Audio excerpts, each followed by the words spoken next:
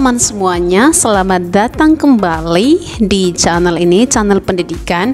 Pada kesempatan ini kita akan lanjut membahas tentang perubahan wujud benda.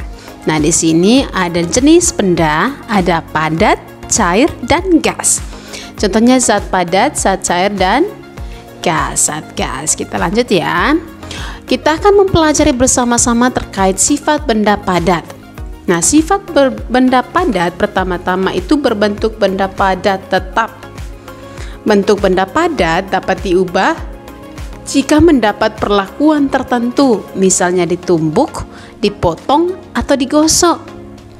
Nah, sifat benda padat berikutnya adalah dapat dipegang, volume tetap, bentuk tetap, dapat diubah dengan beberapa perlakuan seperti diberi panas, diberi tekanan tinggi, atau diberi perlakuan fisik seperti menggunting, menekan, melipat, atau menyobek. Yang berikut adalah sifat benda cair. Untuk sifat benda cair ini lebih sulit dipegang.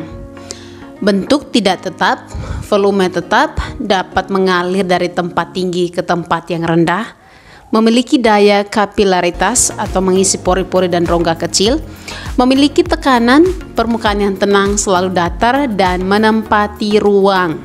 Ini sifat benda cair. Lalu untuk benda gas, untuk sifat gas, wujudnya sulit terlihat, bentuk tidak tetap, volume tidak tetap, tidak dapat dipegang, menempati ruang, memiliki tekanan, lalu memiliki massa. Contohnya dua buah balon digantungkan pada kedua ujung kayu. Lalu sebuah balon dikempiskan, akan ada perubahan ya. Jadi benda gas memiliki sifat mengisi seluruh ruangan yang ditempatinya. Oke. Lalu untuk perubahan wujud benda, perubahan fisika, perubahan yang bersifat sementara dan dapat kembali ke bentuk semula. Bentuk dapat berubah tetapi tidak merubah materi atau bahan benda.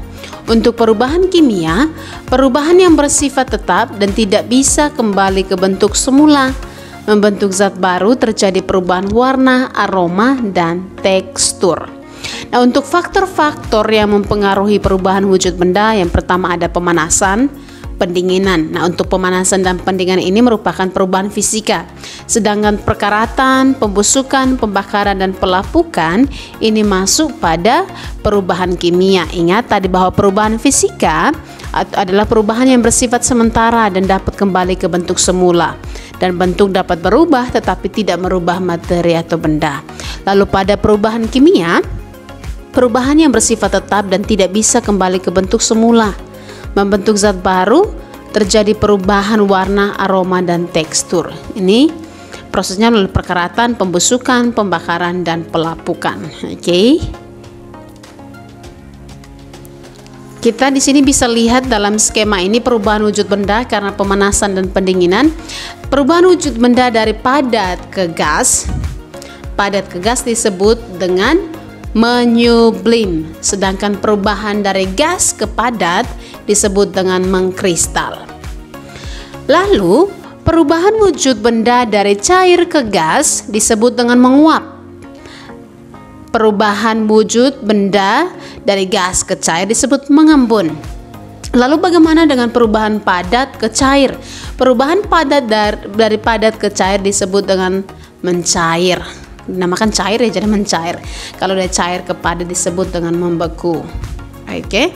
Keterangan yang merah ini memerlukan kalor, sedangkan yang kuning melepas kalor. Oke. Sampai di sini semoga materi ini bermanfaat. Semoga materi ini bermanfaat. Jangan lupa comment, like, dan subscribe.